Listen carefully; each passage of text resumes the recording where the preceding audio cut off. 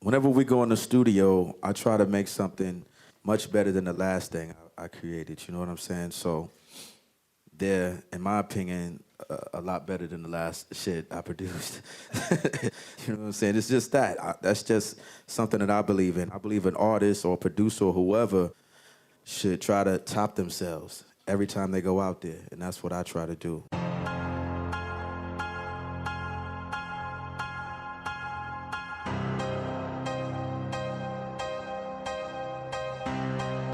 No other rap artist in the world of hip-hop has constructed as successful and as solid a reputation as Dr. Dre.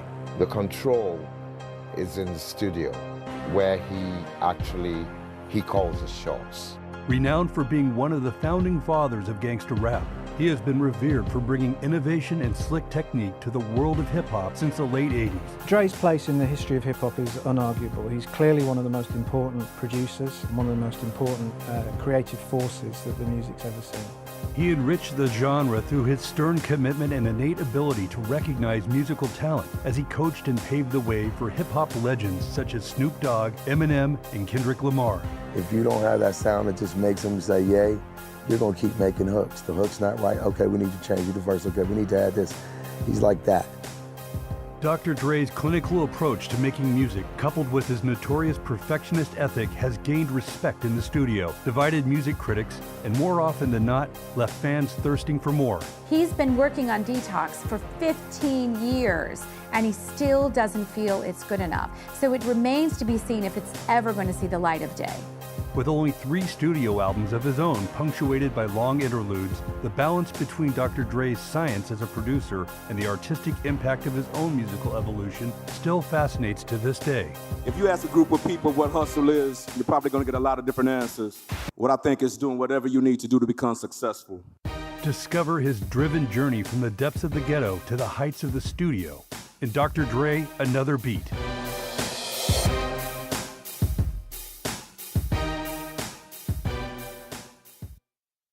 In the current era of hip-hop, no producer is as innovative, as composed, and as polished as Dr. Dre.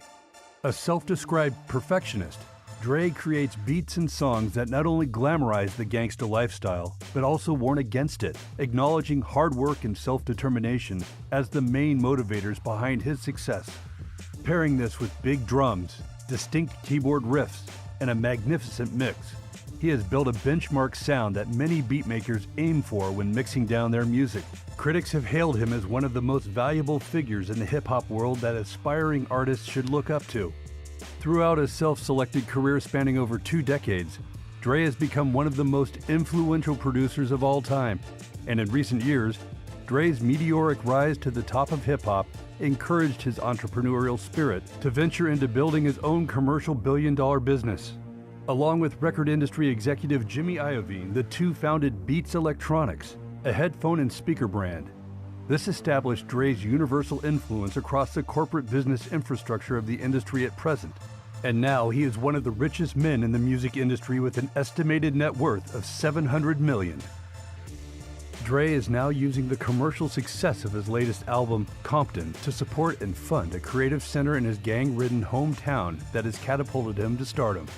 After 16 years, Compton the album replaced the abandoned Detox project with a rich soundtrack of uproar, self-sacrifice, and strong will, inspired by the forthcoming N.W.A. biopic that takes Romelle Young back to the area code that made his name.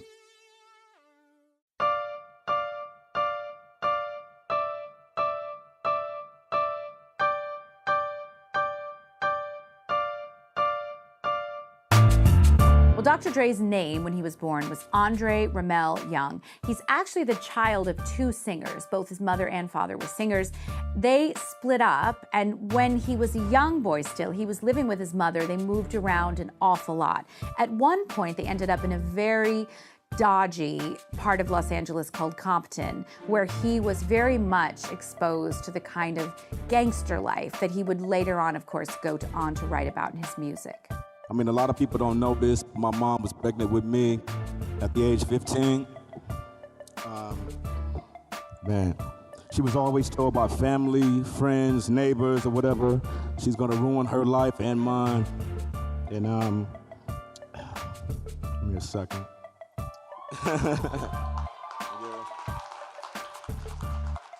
So throughout my entire childhood, being a success was always embedded in my head because those people that were saying that shit could not be right. Steering clear of the gang and gun violence that was rife in his hometown, the young Dre eventually dropped out of school to pursue his career as a DJ, rapper, and later, the world's most influential hip-hop producer. Dr. Dre's initial flirtation with beats started out in his local nightclub, Eve After Dark, which he would often revisit to watch DJs and rappers perform live. Dr. Dre himself later went on to become a DJ in the club, where he also met aspiring rapper Antoine Carabee, later known as DJ Yella of N.W.A. In 1984, they formed the musical group World Class Wreckin Cru. The group would become an icon in the electronic hip-hop scene that dominated the early 1980s West Coast hip-hop. Dre and Yella recorded several demos in the studio, and in their first recording session, they recorded a song called Surgery. The release of this first single, prominently featuring Dr. Dre on the turntable, would also become the group's first hit, selling 50,000 copies within the Compton area. Now, this is his first ever group. This is before N.W.A, and this is called World Class Wreckin Cru. He's a really young guy. He's actually a teenager at the time, and in this video, you can see him on the decks in like a red, shiny, almost looks plastic suit. The lead singer's in gold lame with no shirt on, dancing around, and they look like a kind of cheesy, tacky version of the Four Tops. And it looks very Soul Train, it looks very dated, certainly a far cry from the image that he would later project, but it's really fun to see where this global international billionaire superstar started out. Dr. Dre, Dr. Dre, Dr. Boom, boom, boom, boom, boom, boom, boom, boom, boom, boom, boom, boom, boom. Dre and the World Class Wreckin Cru, I never really listened to them that much, but Dre was like, you know, major R&B, and then suddenly he became this guy who was behind the boards. As Dre started performing with World Class Wreckin Cru at parties and clubs around South Central Los Angeles, it wasn't long until he started to become fully involved in hip-hop. In 1986, he met Ice Cube, and the two rappers began writing songs for Ruthless Records, a label that was established by former self-confessed drug dealer Eazy-E and businessman Jerry Heller. When Eazy tried to give one of the duo's songs, Boys in the Hood, to HBO, a group signed to Ruthless, and was turned down, Eazy teamed with Dre and Cube, forming N.W.A, an acronym for Niggas with Attitude. With established music producer Jerry Heller behind them, N.W.A were destined to take the hip-hop world by storm. He had a belief in them that what they were doing was part of the same sort of rebel rock and roll tradition of the artists that he knew and that he'd grown up with and worked with perhaps in some cases. He felt that what they were doing was important and also felt that there was money to be made there. And you put him alongside Eazy and Dre and Ice Cube and Ren and Yella as well, and you have something that's greater than the sum of its parts. They released their first album in 1987, and a year later, Dre hit the world with real hardcore rap when he and N.W.A stamped onto the music scene with their debut studio album Straight Outta Compton, a vicious hardcore record. It became an underground hit that received no support from mainstream radio, the press, or MTV. People tend to think of N.W.A as the foundation stone of gangster rap. They probably weren't the first people to do that. Ice-T had had a record out before then. Schoolie D, over in Philadelphia, had been making records that had what we would now think of as gangster rap content before N.W.A came about. But N.W.A really took it from being something that was off to one side and in the margins and made it a really huge mainstream thing. Rolling Stone magazine described the N.W.A record as a hardship documentary of LA ghetto life that includes gangbangs, drive-by shootings, and police sweeps. The group portrayed themselves as underground street reporters and glamorized street life, militant resistance to authority, and blatant sexist violence through their hard-hitting lyrics and provocative performance.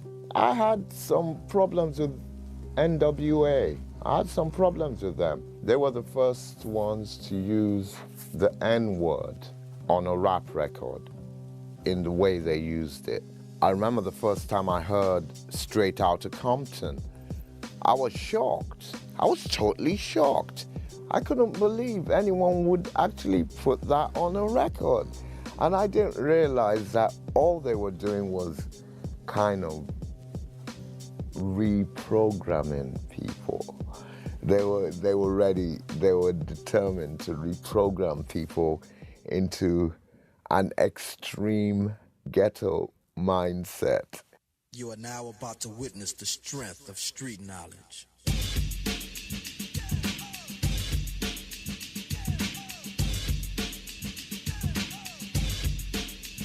Straight out of Compton, crazy motherfucker named Ice Cube. From the gang called niggas with attitudes. When I'm called off, I got a sawed off. Squeeze the trigger and bodies are hauled off.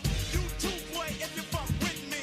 The police are gonna have to come and get me off your ass. That's how I'm going out. Well, the video for Straight Outta Compton really shows the guys walking around Compton, which is where they're from. And you see Ice Cube, angry as per usual, talking about the police, come and get us, and just being really angry. You see a map of Compton at one point where they're kind of showing their neighborhood. They're proud of their neighborhood, despite the fact that Compton has a terrible reputation in terms of crime and poverty. These guys are saying, there's more to it than that. And we're from Compton and we're proud of it. And it's a very low budget video. I mean, you see them basically walking around their neighborhood. It doesn't look like there's a high production value on this yet. But you have to remember, the guys weren't massive, huge, international, multi-selling, artists at this point yet. After releasing the single Straight Outta Compton, N.W.A. went on to release one of their most notorious hits, Fuck the Police, which explored the political tension between black youth and police officials and was an instant success. The song provoked the FBI to write to N.W.A.'s record company about the lyrics, arguing that the song misrepresented police. The widespread attention triggered by the song's controversial content was indicative of the group's growing universal popularity. The music, the lyrics, the attitude of this band at that time was angry.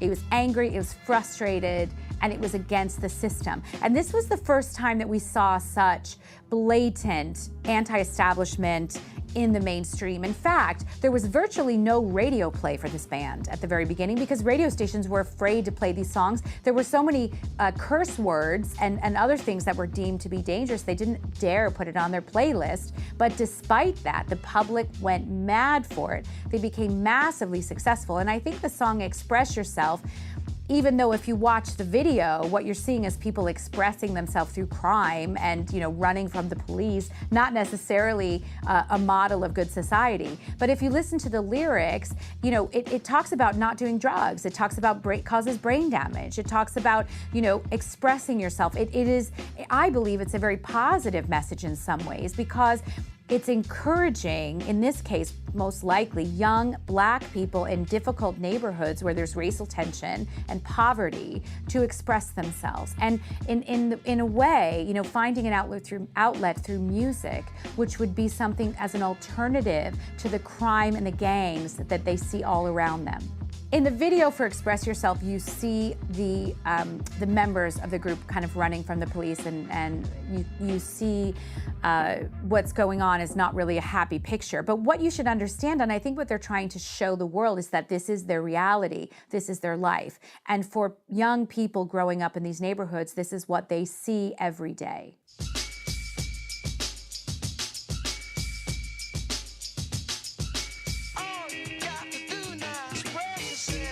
With my full capabilities, and now I'm living in correctional facilities. Cause some don't agree with how I do this. I get straight and meditate like a Buddhist. I'm dropping flavor, my behavior is hereditary, but my technique is very necessary. Blame it on Ice Cube, because he said it get funky when you got a subject and a predicate.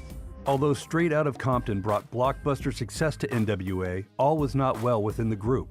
The famous point at which the group basically starts to disintegrate is when Cube is presented with a contract and a check for a six-figure sum that he can cash when he signs the contract. And he decides not to sign the contract. And then other people get involved. Cube begins to use N.W.A.'s press agent as his manager. And extricates himself from the group situation. Cube departed in late 1989 amid many financial disagreements.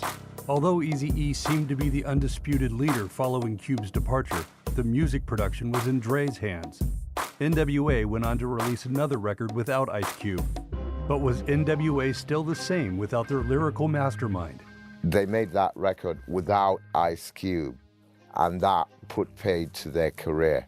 It did. I reviewed that record, and man, I gave it 3 out of 10. And in retrospect, I wasn't fair, but you know, it had some really horrible tracks on it. Find 'em, fuck 'em, and flee. You know, things like that. A track about the killing of a prostitute. All sorts of things like that. They really, you know, they thought, okay, we've done Straight Outta Compton and Ice Cube's left. Oh, we're up Schitt's Creek. What can we do? We're going to push the envelope out further. And they did. And it was terrible at the time to hear it. But now, if you listen to that record now, it's a classic record because of Dr. Dre. On both the 1990 EP, 100 Miles and Runnin', and the 1991 album, Niggas for Life, Dre produced dense, funky sonic landscapes that still kept N.W.A. at the top of the charts. While the group was at the peak of its popularity in 1991, Dre began to make efforts to leave the crew, especially after he was charged with assaulting Dee Barnes. In 1991, Dr. Dre was at a music industry party when he assaulted a female television journalist with Fox News. He didn't like the way she reported Ice Cube's leaving N.W.A. He didn't like what she said. And according to her, he grabbed her and slammed her face against a wall several times near a stairwell. Later on, a very unapologetic Dr. Dre at the time said, you know, he's like fucking threw her down the stairs. It was an aggressive, unacceptable display of violence towards women that Dr. Dre would later go on to say that he deeply regretted. But unfortunately, there were several incidences of violence against women by Dr. Dre around this time in his career. A former girlfriend, singer Michelle, accused him of physical abuse during their time together, and a former label mate called Terry B also claimed that he assaulted her at a post-Grammy party. So there were several incidences where Dr. Dre was accused of violence towards women, and I think the fact that this wasn't shown in the film Straight Outta Compton caused a fair amount of controversy, particularly from women's groups who felt that it had been whitewashed from the story and as if in some way excused. Dr. Dre has been very public and very contrite in recent days, actually, recent months, where he has said very publicly in magazines like Rolling Stone and also in the New York Times how much he deeply regrets what happened, how he's no longer the man he was, and how he will remember for the rest of his life the mistakes he made in his past. There's no question that Dr. Dre is not the man that did those things, but unfortunately, they very much are a part of his history. After the controversy of Dre's abuse had been exposed, N.W.A. hit the headlines with yet more negative press. Over the next few years, Dre and Eazy engaged in a highly publicized feud, which included both rappers attacking each other on their solo albums. Dre left N.W.A. in 1992 and paired up with Suge Knight to create Death Row Records label. According to legend, Knight held N.W.A.'s manager at gunpoint and threatened to kill him if he refused to let Dre out of his contract. Dr. Dre felt gangsta rap was over. He felt like that kind of angry, frustrated theme had come to a close. He wanted to do something different. The members of N.W.A. disagreed with him and they parted ways. When Dr. Dre went over to Suge Knight's label, he started G-Funk, which was a really different sound. It always had a much stronger melody and one or two notes that would kind of repeat all the way through. It wasn't so much shouting, and it was more almost kind of singing, and it was certainly more musically based than the other was. But additionally, it wasn't quite so angry. You know, you had songs like Ain't Nothing But a G Thing and California Love, which are actually positive, uplifting. California Love is like an anthem to California. And these were early songs that Dre produced in that kind of G-Funk vibe. His debut, The Chronic instantly became the overarching force in mid-90s hip-hop.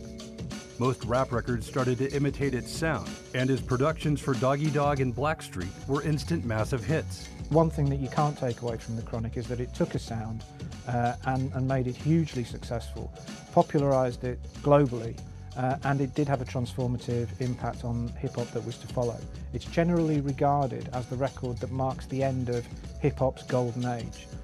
Some people feel that the golden age begins in about 1987 in New York with certain records that established a gritty sound based on James Brown and similar funk samples, and that this period of the music sort of mushrooming creativity where there's constant evolution and constant changes in lyrics, styles, production techniques, attitudes to the way the music is made, that kind of reaches its zenith in 1992, at which The Chronic marks the sort of the end point at which hip-hop is established now as a mainstream pop music genre, and the emphasis tends to shift away a little bit from this urge to create something new and dynamic and forward-moving all the time, and starts to become more about an industry capitalising on what it knows it already can sell. On The Chronic, he had all the South Central rappers who mattered at the time on the record. In the spring of 1992, Dre released his first solo single, Deep Cover, a record that was going to leave an indelible print on the G-Funk sound. It cemented the launch of a strong collaboration with rapper Snoop Doggy Dogg, who Dre discovered through his stepbrother Warren G. Thanks to the singles Nothing But a G Thang and Dre Day, as well as the release of his collaboration with Tupac on California Love, Dre was now the #1 producer in the industry. The video for California Love, which of course features Tupac Shakur as well, shows Dre and Tupac in these kind of metallic leather ensembles, which looks very Mad Max and kind of apocalyptic in style. And you see them singing about really California, which is where they're both from, and they talk about every part. They talk about San Diego to the Bay, meaning San Francisco, and they talk about the kind of the way California parties.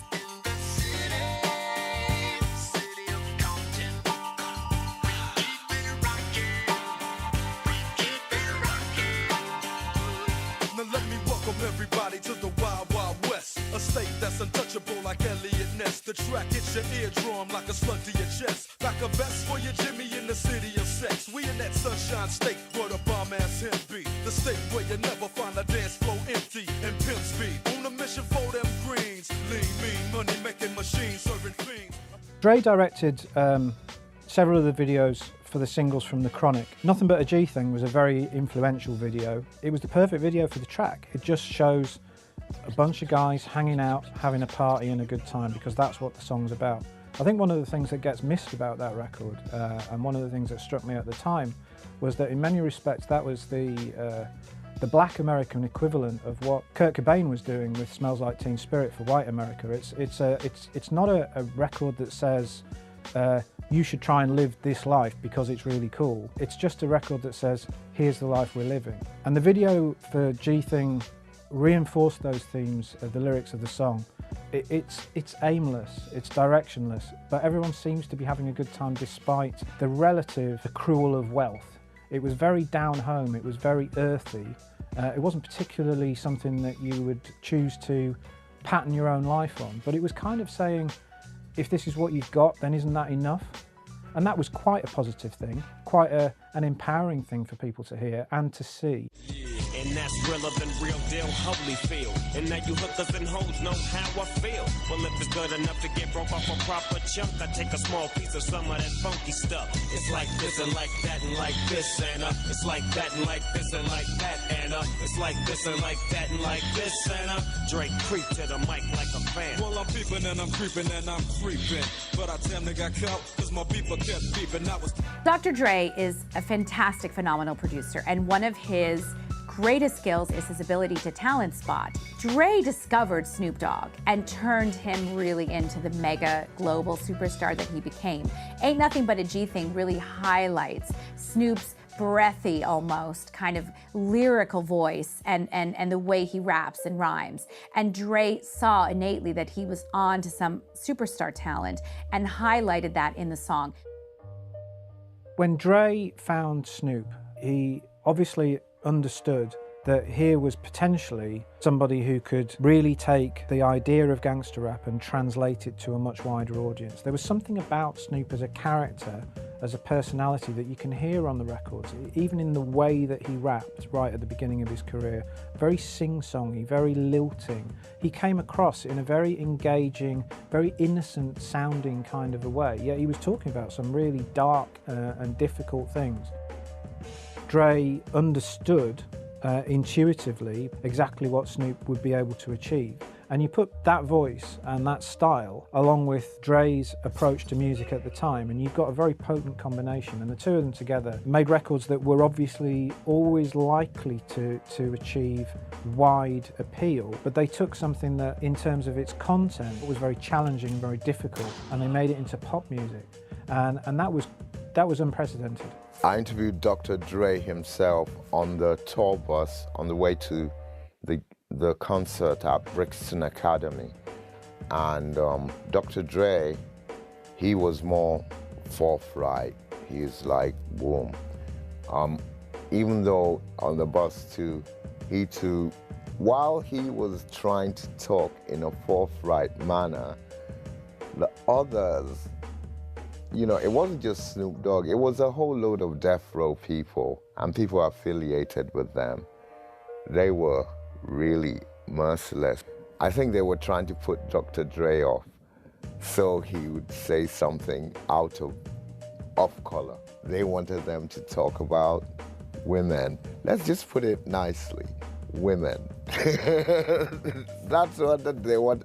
Because of the nature of the albums, they wanted it to be as realistic in that sense as possible, as if the actual characters on the record are the same as their projections. They're not.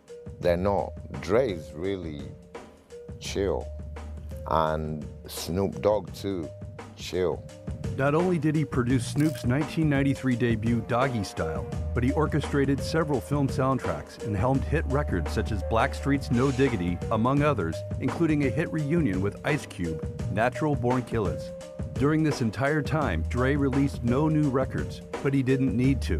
All of Death Row was under his control, and most of his peers imitated his style. The Death Row dynasty held strong until the spring of 1996, when Dre grew frustrated with Knight's aggressive ways. Dre left the label in the summer of 1996 to form Aftermath, when he declared that gangsta rap was dead. While he was the target of many taunts from his former Death Row colleagues, their sales slipped by 1997, and Knight was imprisoned on racketeering charges by the end of the year. Dre's first Various Artists compilation album, Dr. Dre Presents The Aftermath, received considerable media attention, but the record did not have the same impact as his hit single, Been There, Done That. Even though the album wasn't a massive hit, the collapse of Death Row in 1997 proved that Dre's instincts were correct at the time. The turning point for Aftermath came in 1998, when Jimmy Iovine, the head of Aftermath's parent label Interscope, suggested that Dr. Dre sign Eminem, a white rapper from Detroit. Well, one of the best stories I think about Dre and Eminem's collaboration was at the very beginning, the first time that Eminem actually came into the studio. Dre had called in some of his friends to hear this new guy that he had talent spotted and wanted them to take a listen to.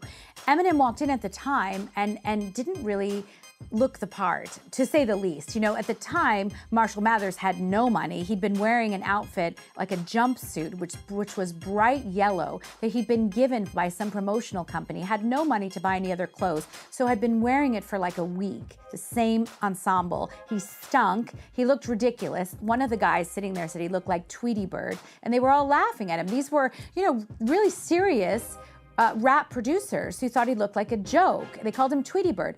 But as soon as Eminem went behind the mic, got in the studio and started rapping, you could have heard a pin drop in that room. The guys were all like, whoa. And they immediately recognized the incredible talent that Dr. Dre had spotted.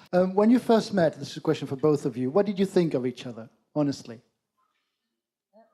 I thought he was a fucking dick. And he probably thought worse of me. I thought he was Tweety Bird. No, because he had this he had this real bright fucking yellow sweatsuit on.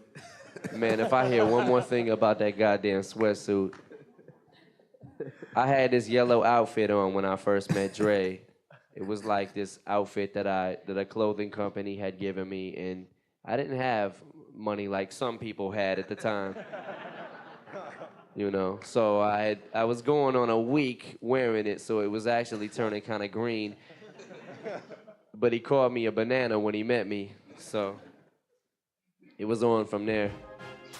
Dre produced 3 songs and provided vocals for 2 on Eminem's successful and controversial debut album, the Slim Shady LP, released in 1999.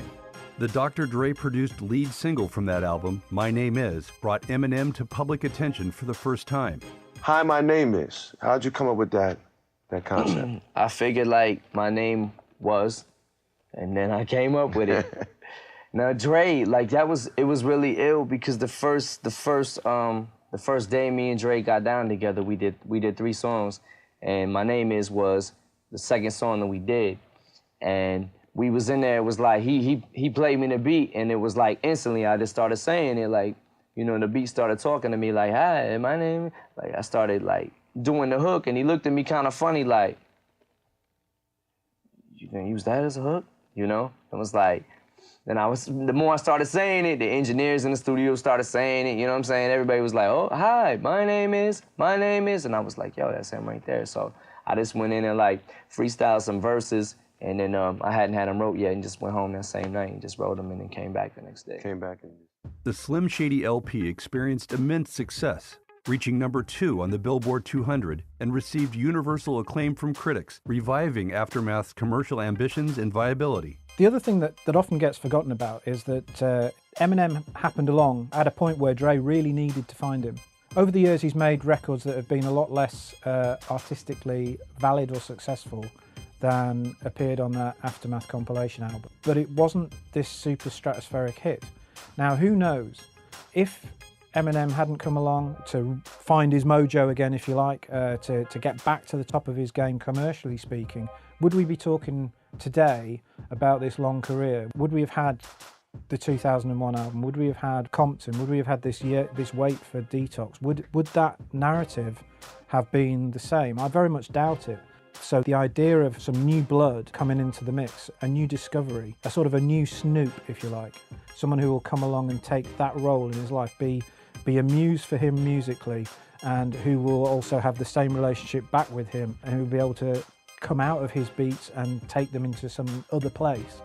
It was absolutely vital that it happened at the time that it did. Dre, to be honest, was trying to throw a spanner into the works by bringing in Eminem. Eminem is, you know, I like the Slim Shady record. Yeah, that was okay. But the one I like is the Marshall Mathers record, where he's really terrible. He's like some sort of crazed bulldog, and he's doing it with a laugh. And you know, that's the one. That's the one. By the time they got to that one, their collaboration had become, you know, really cemented, and Eminem had been absorbed into the hip-hop process to that extent. Dr. Dre actually didn't get that much out of his partnership with Eminem because Dr. Dre is already established. He didn't need to cross over to Middle America because Middle America is already hip-hop. I mean, there are so many people who are hip-hop, even though they're Middle Americans, they were the ones buying hip-hop. So it's more a case of Dr. Dre throwing it back at the people who were buying his records than anything else, because really, he didn't need to sign Eminem. Eminem sold as many records as he sold, but we actually were also underestimating the influence of Jimmy Iovine in this, who's the head of, the label head, Interscope Records. And Jimmy Iovine is a big old rock producer, and he might have twisted Dre's arm a little. He might have just twisted his arm a little that, yeah, okay, get me an Eminem. Released on November 16, 1999, Dr. Dre's second solo album, 2001, was considered an explosive, authentic return to his gangster rap roots. It's a brilliant record. It's like a summation of his career, and it was not sad, but it was slightly disheartening to find out afterwards that Dr. Dre didn't actually write his own lyrics, and that someone like Jay-Z was actually spoon-feeding Dr. Dre lyrics. But Mad Skillz too, I think, had a hand in that record, because Mad Skillz he's like one of the top ghost writers. The whole thing is ghost writers. But Dre sounds amazing on the record, better than he sounded on the records before, because Dre was just like over the years trying to get more and more into an MC that would be respected. But you can't necessarily be respected as an MC if you don't write your own lyrics. This is the hidden side of hip-hop. Ghost writers and people writing lyrics for other people. It's a hidden side. People don't get the credit they deserve for writing those lyrics, because mostly the credits go to the producers and go to the musicians. And Dr. Dre is a producer, and he didn't really have to do anything other than actually, just be in his own studio. So he was relaxed. He's really relaxed, and he said as many things as he could on that album. 2001 is still a great record. You can still hear the times in the record, and that was when it was Millennium Fever. That's why he called it 2001. The album included smash hit Still Dre and featured numerous collaborators and was highly successful. In the video for Still Dre, you see Dr. Dre and Snoop Dogg driving around LA with a car that's got the wheels kind of jacked up and bouncing. You see this a lot in LA. I mean, I used to live there, and I would literally see people driving around like this all the time. And it's just kind of a tribute to Los Angeles and the culture. You see Snoop get out, and he's in his baby blue tracksuit kind of thing, and he's cool and casual. And Dre and he are having a great time driving around LA with their honeys in the back seat. It's a very, I think it's a very typical, kind of very fun look at Los Angeles at the time. All across the world. Still hitting them corners and them lolos, girl. Still taking my time to perfect the beat, and I still got love for the streets. It's the DRE. Representing for them gangsters all across the world. Still hitting them corners and them lolos, girl. Still taking my time to perfect the beat, and I still got love for the street. 2001 is probably the one example in his career where he has just done what, in many respects, would have been advisable for him to do most of the rest of the time, which is just get his head down, finish a record, get it out. It was a record that wasn't something that people had been talking about for years, and because the previous album had been a relative commercial flop, then it wasn't a record that perhaps came freighted with quite so much pressure of expectations of high sales. So it sold very well. The music on it was pretty excellent for the most part.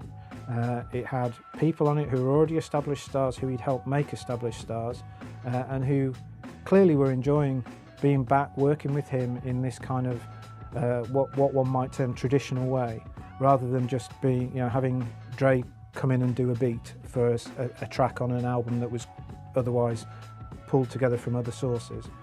This was a Dre record. He was in charge.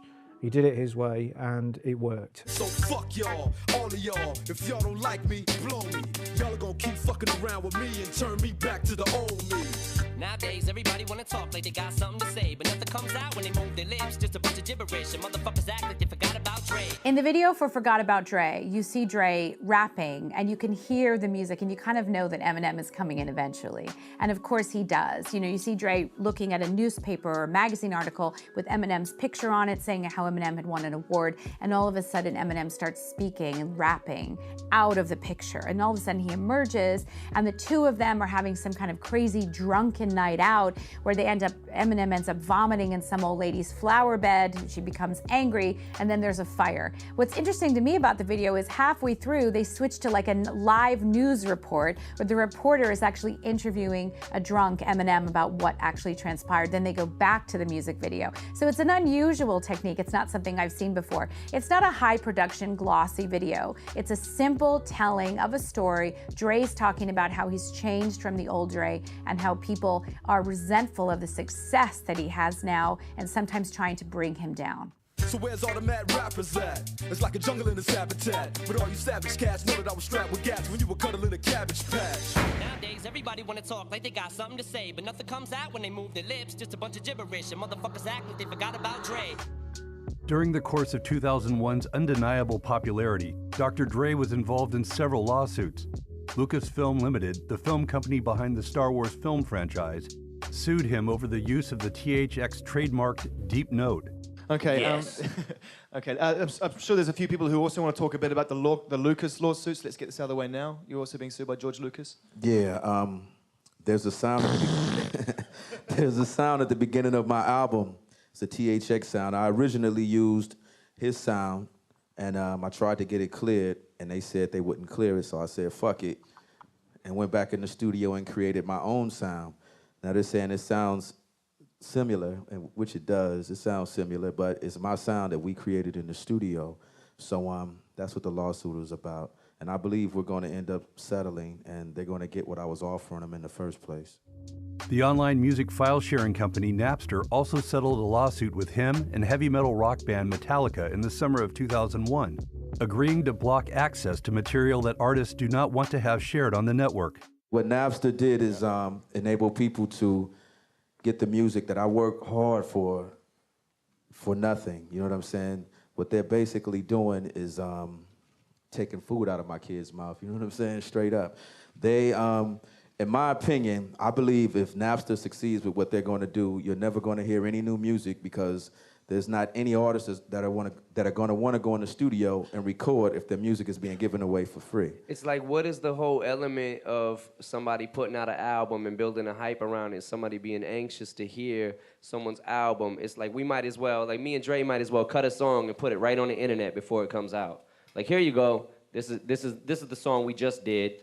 You know, why don't we just put it song by song? If Napster continues, it's gonna be like nobody's gonna want to keep making music anymore because it's like everybody is gonna get it for free. So what's the point in making the music? It's like, you know, you make the music from your heart and you spend hours in the studio and then somebody just gets it for free. It's like you're working for free. Like, here, you can't support your kids or nothing because they want to, you know, they're basically taking your music for free. Straight up, but I don't think there's anybody in this room that wants to go to work and not expect to see a paycheck in return. Straight up, this is my job. This is what I do for a living.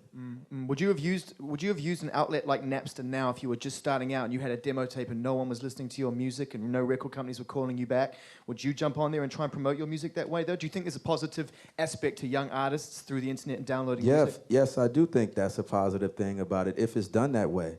But they're taking our music that we spend money on, hard work and time, and we're professionals with this, you know what I'm saying? And they're just giving it away. Following the impact of his 2001 album, Dr. Dre invested his energy in making songs and albums for other artists. He co-produced 6 tracks on Eminem's landmark Marshall Mathers LP. The album itself earned a Grammy and proved to be the fastest-selling rap album of all time. He also signed R&B singer Truth Hurts to Aftermath in 2001. He is the man with the production. So once we came together, it was like, wow. It was like fireworks. It was like, you know, my lyric and melody and his production thing. And it's just a vibe I get, you know. Of course they have to have a serious talent, but sometimes you need a little bit more than that. You can have a person that's seriously talented and they can be an asshole, you know what I mean? So I have to find somebody that has a serious talent and I can vibe with them in the studio. The person that I work with, I have to see myself maybe leaving the studio and going out to eat with them and not being irritated, you know what I'm saying? And vice versa, they have to be able to get along with me and accept my personality, you know what I mean? So that's pretty much it for me. If we can vibe together, we can have fun together, and you have a talent, I'm gonna bring the best out of you and you're gonna be a hit. Dre is a really social person. He loved people that know him from back then, before, you know, Andre was a super dude. He's still a dude from Compton and a loyal dude to, you know, his connections and his people. You know, if you're a part of his team, he's gonna look out for you. More often than not, Dre's production know-how instincts paid off. But because of the time and energy he invested in producing for others, he developed a reputation as a perfectionist in the studio, as he pushed artists to achieve their highest potential whilst trying to discover their own signature perfect beat. In some cases, many of them didn't end up releasing any music due to Dr. Dre's pedantic tendencies. His work ethic as far as in the studio, if you don't have that sound that just makes him say yay, you're gonna keep making hooks. The hook's not right, okay, we need to change the verse, okay, we need to add this. He's like that. And some people will be like, I mean, all you gotta do is put it out and they're gonna buy it. But he's not into that, just putting out music. He's like, I've seen Stack Quo not even come out with an album. He's giving him 3 checks. So that tells you what kind of guy he is. If you don't give him what he wants or that sound that he thinks that's gonna stamp and solidify his name with, he's not letting you put it out. This not only affected other artists' developing careers, but it was later considered to have a stifling effect on his own creative process. I remember interviewing Busta Rhymes about 10 years ago, and he was talking about Dr. Dre and working with him. And he'd signed to Aftermath and he'd released the Big Bang album, and Dre had produced some tracks for him. And he said, you know, Dre's got this vault in his studio, and it's got every track. On the one hand, as a fan, you're thinking, fantastic, you know, that's great. That means that at some point, maybe I'm gonna have to wait till I'm 70, but maybe someone will release a box set which has got most of this stuff on there. We'll hear the early versions or the alternate takes, or there'll be versions of classic tracks with different instrumentation on them, or we'll hear how these things came together, and that sort of thing would be absolutely fascinating. And it's great to know that it all exists. But on the other hand, you're thinking, if you're the producer sat there in the middle of that and you're living inside your own history, and it's vast, you probably don't even know exactly what's there. I mean, you know what's there, but you don't remember all of it. And maybe you're thinking, there's an idea that I had, I remember this idea and it was in that session, and you go back to the tapes and you're playing them over and over and over and trying to remember this thing, and you're gonna get confused or lost within your own past. And sometimes maybe as an artist, maybe you need to just say, look, you know, it's not gonna be perfect, but let's get it out there because it is what it is. Even if you're not 100% happy with it yourself, maybe that could be a positive step to take. Maybe that will be freeing you up from some of the pressure that you put yourself under and removing some of the burden that you've unwittingly, if you like, placed on your shoulders by drawing so much attention to one thing that probably hasn't even properly coalesced in your own mind yet. Dr. Dre is a perfectionist, so much so that several of the artists he's worked with on his record label never actually got to finish their album because he never thought it was right or good enough. As a lyricist, Dr. Dre has never been considered a fantastic artist. His lyrics are very simple. He doesn't have the kind of poetic nature of someone like Jay-Z. He's not a brilliant writer when it comes to lyrics. What Dr. Dre is unbeatable at, however, is his skill as a producer. Watching him in the studio, people have said, is like watching a composer or an artist at work. Dr. Dre's greatest skill is that he can hear something that's genius, that someone has done, and he can pull it out of them, and he can kind of put it together into something that's amazing. In terms of music production, you would be hard-pressed to find a more successful or a more talented music producer than is Dr. Dre. He's a very famous perfectionist. In fact, Snoop Dogg said at one time he had made one rapper he was working with pull out one line 107 times. He had to repeat that lyric until Dre thought it was good enough. What that seems to say is just to attest to Dre's perfectionism. But I would also question whether driving somebody to do something that many times would actually result in you getting something better at the end of it. I think there's an elastic limit with these things. If you're pushing somebody to get something that you can hear in your head and they can't get it right and it takes them 100 goes to get it, are you ever going to get to whatever it is that you think you want or that you think you hear in them? Is it going to be possible to get that out? I remember talking to the late Chicago soul singer Terry Callier, who said that his attitude in the studio was that you have to do it first time as if your life depends on it, because in many respects for an artist it really does.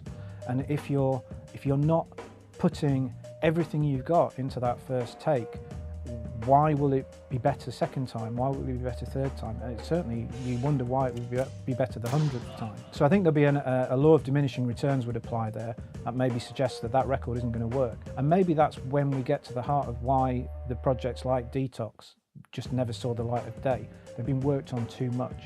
It's possible to do that. Picasso is famously said something about never finishing a painting, just deciding to stop working on it. Perhaps Dre felt that if he kept doing more and more and trying harder and pushing further and getting more out of his people and insisting that each vocalist redid each take again and again and again, somehow that work ethic that he's got, that drive, would turn into art. But maybe it steamrollers the inspiration part out of it. And maybe that's what he was failing to hear when he gets to the end of the Detox project, as far as he sees it, and thinks it's not releasable, it's not ready, it's not good enough, because it's been worked on too much. So it can go too far. It can be a really positive, empowering, useful device for anybody engaged in any kind of creativity. But it could also steamroller the life out of any project that you're doing. In 2002, Dre announced a third album that he planned to call Detox. The album suffered numerous delays as he began to focus more on moonlighting the musical careers of others. But was the failure to produce Detox a mere consequence of his perfectionism or a product of his ego? Dr. Dre says he's his own worst critic, but is just too much of a perfectionist, and he labors over tracks for years sometimes, which is ridiculous. I mean, he must be OCD in a sort of way. He must be OCD, but you know, he's Dre. He was supposed to put out the Detox album, and he only released one single off it. It featured Eminem and Skylar Grey, and Skylar Grey really dominated the track, actually. And Skylar Grey should actually really have an album out produced by Dre, and he just kind of, I think after the Eminem experience, maybe he stopped from doing what he was going to do. But the Detox album is legendary, and he will put it out. He's saying he's done with Compton. With Compton, he's saying he's done, that this is it. You know, and when he starts talking to my diary, that he's done. But I think he will actually still put out Detox. The protracted time Detox had taken to record, as well as the limited amount of material from the recording sessions, cursed the album with considerable notoriety within the music industry. Numerous release dates were given for the album over the years, although none of them turned out to be genuine. He's always ended up talking about and promoting the next thing before the next thing's even really begun to take even the simplest, most basic initial shape. I really don't see how, as a creative person, that can be a healthy place for you to be in. Sometimes you just need to do what you've got to do, get the art out, and then tell the world about it once it's done. Following 11 years of barren work on his Detox album, it was confirmed that the album was never to be released because of Dr. Dre's entrepreneurial ventures that had arguably interfered with his recording work. Dre then officially canceled the project, saying it did not meet his standards, and scrapped it as a result. We then suddenly find Dre abandoning this, apparently, and instead, with the Compton record, we get something that is apparently as close as he's ever got to a sort of an instantaneous reaction to breaking news and current events. He's decided that the exercise that he had to go through for the making of the Straight Outta Compton film, of looking back at his past and seeing that past through other people's eyes, through the eyes of F. Gary Gray and the writers and the production team involved in this big production Hollywood movie about his life and his group's past, he starts to see himself in a different light, and he decides Detox has gone, he's scrapping it, and instead he's going to make a record that gets to the heart of what he was always all about, because he's been able to see that past come alive in a new way because of this creative process that he's been on with the film. So if we read that narrative at face value, and we see no reason not to, then we see Dre going from a stalled 15-year process of trying to make one record that he hasn't got anywhere with, that he's willing to let anyone hear, and instead abandoning that and coming up with something that by his standards is kind of dashed off in an afternoon almost. It's quick, it's going to be rough and ready. It's the past seen through the lens of the present, thrown into the studio today. It's unexpected, it's finished, it's surprise, it's out in the shops tomorrow. And you kind of wonder whether what he'd lost by working, overworking, reworking and working again through Detox, whether he's actually gained that much back by going completely in the opposite direction. Perhaps the better plan would have been somewhere in between the two extremes, but he seems to have gone from one extreme, and suddenly we get into Compton, which he says is put together quickly, rough and ready at the last minute, and I don't know that either of those is necessarily the best way for him. In 2015, the N.W.A. drama Straight Outta Compton was released in theaters and instantly met with mixed reviews. It received criticism for not painting an accurate picture of N.W.A.'s earlier years, as well as omitting previous acts of violence against women, and for setting an unfair portrayal of people involved in making N.W.A. The film of Compton, I'm waiting for it to come out on DVD, and I'll watch it. I won't have a problem watching it, because it's the story of N.W.A., supposedly. But I'm sure, it being Hollywood, it's sugar-coated. And as long as it's sugar-coated, I'm not really, that interested. If it's, considering the kind of nature of their records, it shouldn't really be sugar-coated. But that's Hollywood. You have this group whose main contribution to the wider discussions about the society that they inhabit is to be those people who were telling these difficult stories, regardless of how they came out of them. They were going to tell the truth as they saw it in their music. And you have a film that takes the real story of the band and works itself into knots, trying to sanitize parts of that story for not just for public consumption, because you'd imagine that the public going to see a film about N.W.A. would have at least a vague idea of who N.W.A. were, why they might be important, and therefore what sort of material they're likely to encounter in the film. But it seems almost designed to have burnished an image of Dre in particular as being a guy who basically could never do any wrong. It's not just the fact that incidents such as his physical abuse of at least 3 women that we know about in his life has entirely been omitted from the film. It's that when you see Dre interacting with women in the film, the Dre character that the film portrays is the diametric opposite of anybody who would ever have a physically abusive relationship with a woman. There's a very interesting and very confusing scene towards the beginning of the film where the teenage Dre character gets in an argument with his mum. He's missed a job interview because he's been absorbed in music. It's a brilliant scene in the sense of it gives you this idea of him being so caught up in the world of sound and understanding. It's a Roy Ayers record that he's playing, and it's very simply done, very beautifully shot, and you get this real sense of how he hears music in a more detailed way than you or I do, and he understands it and he gets inside it, and that's surely key to understanding how he has become this figure in music history.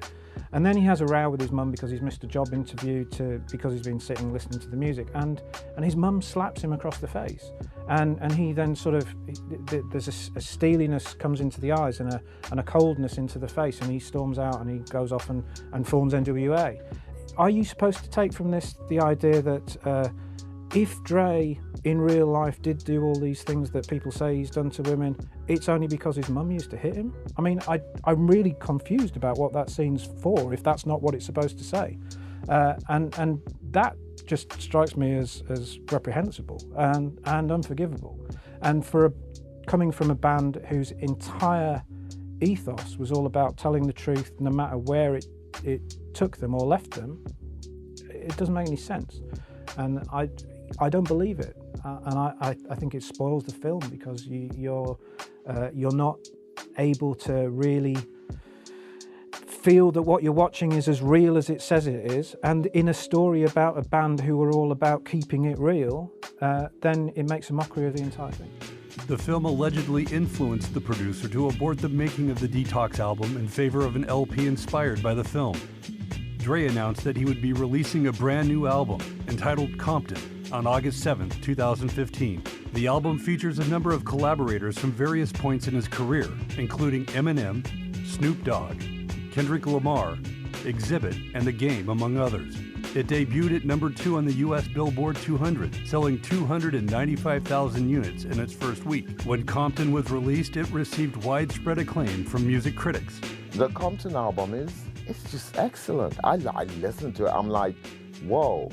And then I realized that what he was doing, what Dr. Dre was doing, was actually going through chapters of his life in Compton. While The Chronic in 2001 were able to cultivate and define both the landscape and counterculture that surrounded them, it's unclear whether his most recent Compton will be able to have the same impact. It sounds very modern and it's very chopped up. It's very chopped up. It's only when you listen to it more than once that you start to realize what Dre himself does on the record and what the other featured rappers do on the record. It's only after repeated listenings that you realize. When you first hear it, it's just this barrage of whoa. It was very well received by critics. It sold something like 250,000 units in the first week. It wasn't the kind of success that he had with some of his earlier work, but at the same time, it was very widely received. Dr. Dre said with the album Compton, he actually had 20 to 40 tracks for the album that he did not include because he didn't think they were good enough to make the cut. He's a notorious perfectionist and everything he does has to be just right. That's what I am. I'm a record producer.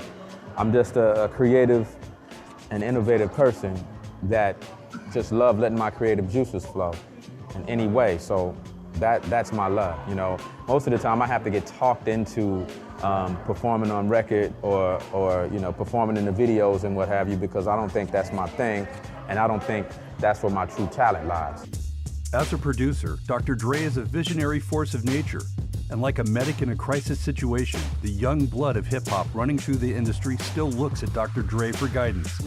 Whenever hip-hop finds itself in an unstable commercial condition and in need of a stylistic maneuver, Dr. Dre performs under pressure and delivers every time. For no matter how long he looms in the background, his nation of listeners can hope that the detoxed power of Dr. Dre will surprise, once again, with another beat. Hip-hop is never in danger of becoming too commercial, especially when you have artists and producers like myself out there, because I'm gonna always keep it raw and keep it street and keep it dirty, straight up, no matter what.